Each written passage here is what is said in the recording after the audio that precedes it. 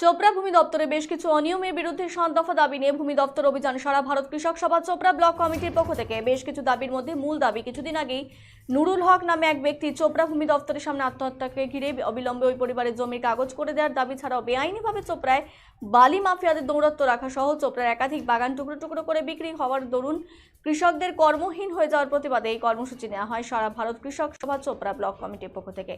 আরও একাধিক ভূমি সংক্রান্ত বিষয় নিয়ে চোপড়া ভূমি সমষ্টি উন্নয়ন আধিকারিকের কাছে জানতে চাওয়া হয়।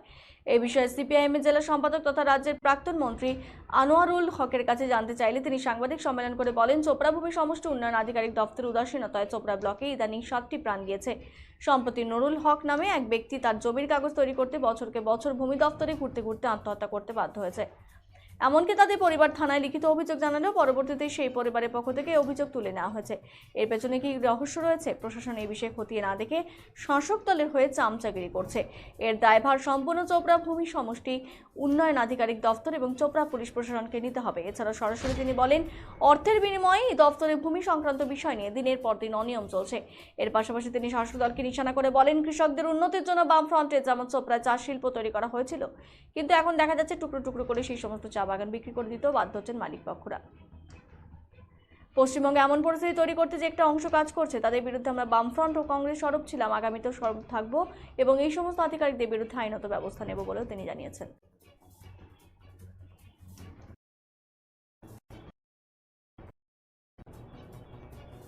বিক্ষোভ ছিল আজকে বিএলআরও অফিসে হচ্ছে যে আমরা তার সাথে দিয়েছিলাম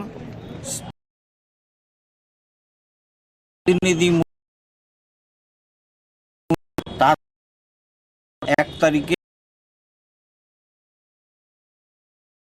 দাবি হচ্ছে যে ডেপুটেশনে আমাদের প্রতিনিধিরা গেছিলেন, সেখানে এবং আমরা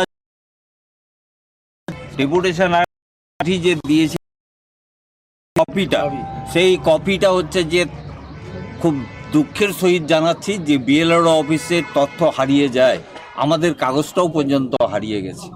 আমরা যে অভিযোগগুলো করছিলাম তার সততা হচ্ছে যে আজকেও প্রমাণ পাওয়া গেল যে আমরা একটা ছোট্ট কাগজ যেটা আমরা কপি দিয়েছিলাম, সেই কপিটা পর্যন্ত বিএলআরও প্রিজার্ভ করে রাখার যে বোধ থাকা দরকার সেটা এই বিএলআরও অফিসের নেই। তারা হচ্ছে যে একটা লিখিত দিয়েছেন যে আমরা এই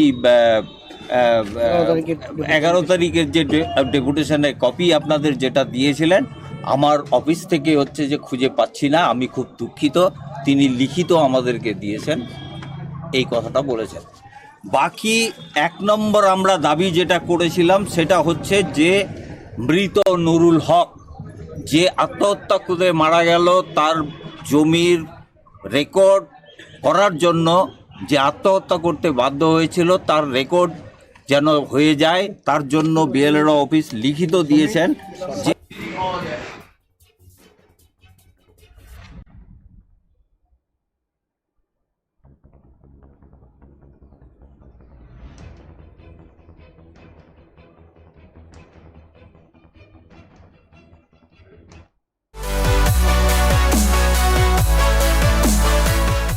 আমাদের শক্তি আপনাদের নির্ভরযোগ্যতায়, আমাদের ওই সততা আপনাদের বিশ্বস্ততায়, আমাদের প্রত্যেকটি গৌরত্ন পরীক্ষিত এবং কার্যকারী।